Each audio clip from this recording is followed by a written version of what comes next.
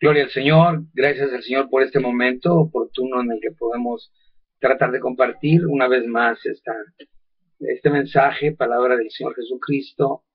Estamos en unos tiempos bastante peligrosos, unos tiempos de demasiado engaño, tiempos de que hay información por todos lados, de toda clase de dimensiones, y mucha gente que no entiende, que no conoce la realidad y la veracidad, por ejemplo, de la palabra de Dios.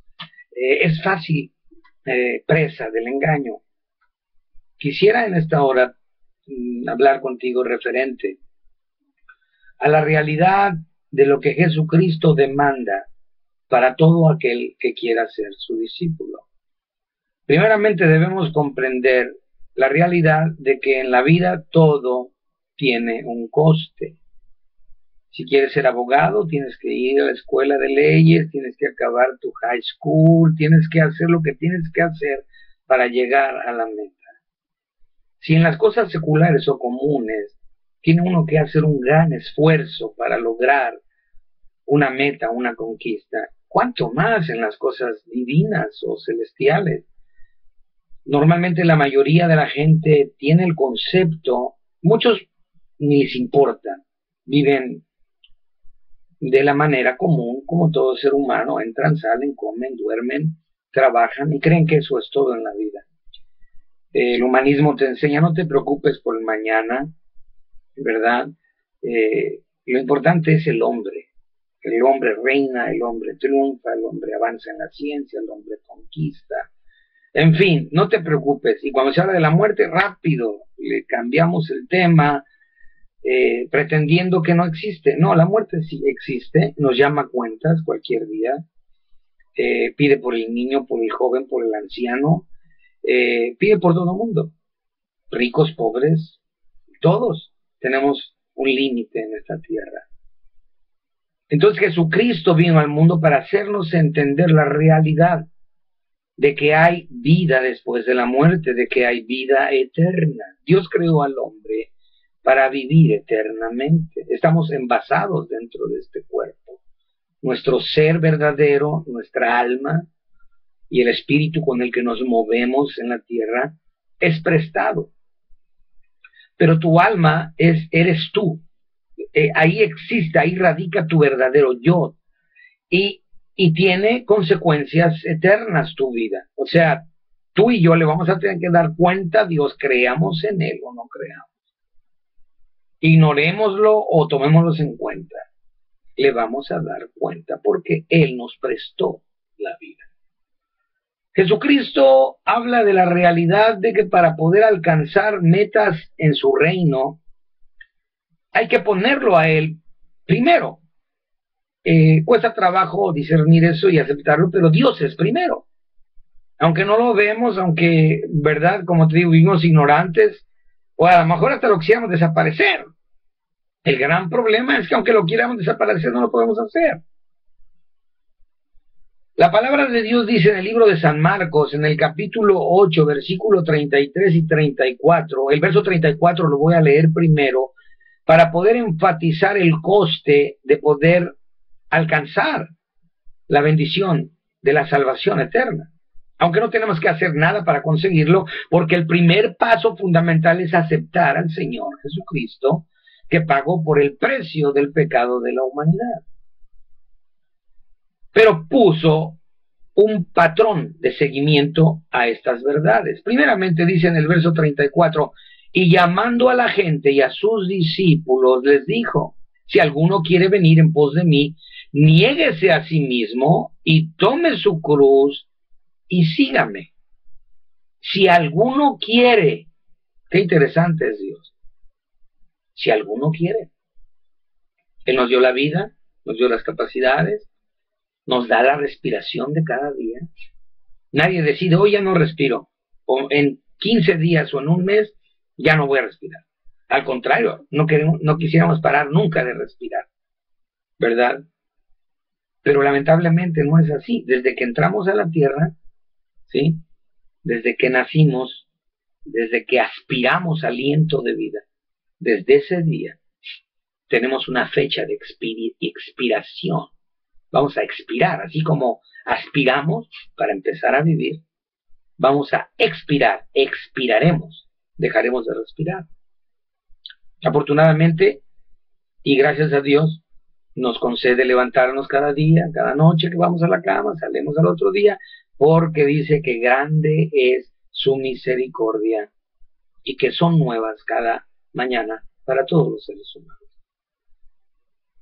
Jesús dice, el que quiera, y dice que llamó a toda la gente, llamó a sus discípulos, el que quiera venir en pos de mí. Qué maravilloso es Dios, que te pide tu voluntad. El ser humano no te la pide, Satanás menos. Jesucristo, siendo Dios todopoderoso, te concedió la vida, libertad, y no te manipula, no te coacciona, no te obliga a entregarle tu voluntad. Te la pide. Si alguno quiere venir en pos de mí. Es algo admirable en Dios, es algo que en lo particular a mí me tiene enamorado del Señor.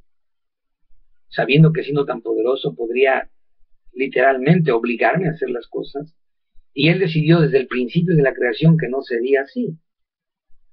Le dio al hombre y le otorgó lo más precioso que todos tenemos como regalo divino, es la libertad. El hombre te la coarta, los gobiernos te coaccionan y te oprimen y te manipulan. La manipulación del hombre por el hombre es la desgracia más grande de la humanidad. Entonces el Señor te dice, si quieres venir en pos de mí, primero es querer y luego hay que seguirlo. O sea, por eso interpone dos cosas en medio. Dice, si quieres, número uno, niégate a ti mismo. Niégate a ti mismo. ¿Por qué hay que negarse uno a uno mismo? Porque desde que nacimos con la naturaleza perniciosa del pecado, hacemos siempre lo que nosotros queremos. Algunos hemos aprendido en la vida los mejores patrones de cambiar dirección por golpes, por castigos, por errores, por el dolor que trae la consecuencia del fracaso, de las frustraciones, de los malos hábitos. Y poco a poco hemos ido cambiando poco a poco algunas cosas de nuestra vida. Pero el Señor dice, no, tienes que negarte a ti mismo. ¿Por qué hay que negarse a sí mismo? Porque simplemente nosotros, dice la Escritura que Dios nos hizo rectos, o Dios hizo al hombre recto, pero ellos mismos buscaron sus propias perversiones. Desde que nacemos hasta que terminamos nuestra vida, cada uno sigue su propio camino. Y lo que el Señor quiere para asegurar tu alma y asegurar tu vida eterna en Él, es primero que te niegues a ti mismo. ¿Por qué? Porque lo que no es perfecto hay que cambiarlo. Por eso Él pide un cambio de nuestra vida, porque todos nosotros somos imperfectos. Y esa perfección o ese perfeccionamiento se va consiguiendo en la medida de tu negación personal. ¿Sí? El Señor pide áreas de nuestra vida que nos dañan. En realidad, Él no se beneficia con ello. El que se beneficia es uno. Muchas veces nosotros no comprendemos el trato de Dios en nuestra vida, pero es que Dios va a tratar y va a intentar quitarnos en nuestra vida lo que nos estorba, de la misma manera que tú tomas a tu hijo y le tratas de enseñar las cosas que aún por experiencia en la vida te han pasado y se las quieres evitar. De niño le podías dar un manazo a tu hijo y con eso controlarlo. Hoy los jóvenes están incontrolables. No respetan autoridad, no respetan nada. Y qué difícil es ahora poder guiar al hijo o a la hija en un camino diferente porque tiene la misma naturaleza caída que tenemos todos nosotros. Entonces es importantísimo que el hombre se mire a un espejo, como dice Santiago, se dé cuenta quién es en sí mismo, vea sus errores y sus faltas, porque el problema con el ser humano es que andamos buscando los errores, las faltas, las equivocaciones y los pecados de otros. El Señor nos dijo que ande uno mirando el pecado de los demás o los errores de los demás para sentirte o más grande o a lo mejor más pequeño, porque tú vas a ver gente que es mejor que tú y mejor que yo. Y yo no puedo vivir bajo ese complejo de sentirme inferior a otra persona o sentirme superior porque soy un poquito mejor que otra persona. Necesitamos cambios. Y el cambio en el ser humano viene a través de la negación, de la exaltación de su ego. La humanidad, y especialmente en estas generaciones, el ser humano se ha elevado a un nivel de Dios. Hay una egolatría terrible. Nosotros todos hemos formado ídolos. Tú tienes que ir a trabajar 8 horas, 10 horas a tu trabajo para ganarte con problemas un poco de dinero para sobrevivir. Pero hemos creado ídolos en la música, ídolos en el deporte. Ahora un deportista gana lo que tú y yo creo que 1000 personas no podríamos ganar en 20 vidas. Pero hacemos nuestros ídolos. Nos autoexaltamos a nosotros mismos. El evangelio verdadero de Jesucristo tiene esa demanda. El que quiera venir en pos de mí, primero entrega su voluntad. Segundo, empiezas a negarte a ti mismo. Tercero, toma tu cruz. ¿Qué es tomar la cruz? En el evangelio se interpreta esta expresión de tantas maneras. Algunos vivimos apartados de Dios, cometemos error tras error, tenemos problema tras problema y nos decimos unos a otros, es tremenda la cruz que ando cargando. ¿De qué estamos hablando? ¿Cuál cruz? No es porque te identificas por Cristo que estás padeciendo, sufriendo, siendo vituperado, siendo odiado, siendo señalado, siendo criticado, siendo calumniado. Es por tu propio error, por tu propia falta, por tu propio pecado. No le llames a eso la cruz de Cristo. Cuando Jesús dijo ir en pos de Él, o sea, seguirlo, hay que andar con una cruz para seguirlo. ¿Por qué? Porque aquí Él está hablando de que va a ir a morir en la cruz y antes de Él pedirte algo a ti o algo a mí, Él puso el máximo ejemplo. Bastante hizo con siendo Dios eterno, el verbo creador de todas las cosas, con descender con Dios el Padre para descender a la humanidad a hacerse hombre. Jesús de Nazaret fue un ser humano igual que tú y yo, de carne y hueso. Era Dios completamente, porque el Espíritu de Dios lo puso en el vientre de una mujer sin acto sexual, por eso era virgen, porque si Jesús hubiera nacido de cualquier ser humano, no podía ni salvarse a sí mismo, menos salvar a nadie.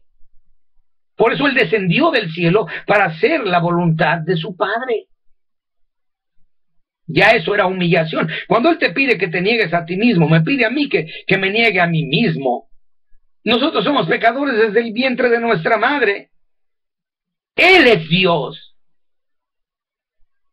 Él condescendió a humillarse, a hacerse hombre. Se llama en teología el estado de humillación del Mesías, del Cristo enviado por Dios el Padre. Él, siendo Dios, se negó a sí mismo. Y tú y yo, algunos por los títulos que tienen, no son tan importantes. No. Por eso Él pide la negación de ti mismo. Porque además esa va a ser la conquista de tu alma. Vas a ser un mejor ser humano. Vas a crecer. Vas a salir del yo, mi. Llegamos a viejos canos como estoy yo, pero es yo, mi. Yo soy el centro del universo. Lamentablemente, si fuéramos el centro del universo se acabaría, porque la vida nuestra es tan corta, que es tan difícil sostener la vida, porque no está en nuestras manos. Voy a orar. Voy a seguir con este tema. El siguiente paso es tomar la cruz y te voy a explicar un poco lo que es tomar la cruz. Y todavía seguirlo, que es lo más complicado. Vamos a orar, Señor. Vamos a darle gracias por esta oportunidad que nos ha concedido de poder oír la palabra de Dios. y pedirle oídos para que nos abra el entendimiento. Padre, por Jesucristo, gracias, por tu amor, gracias, por la oportunidad de predicar tu palabra y tu verdadero evangelio. Gracias. A ti atribuimos toda gloria, todo honor y todo reconocimiento. Por Cristo Jesús, nuestro Salvador, Espíritu Santo de Dios.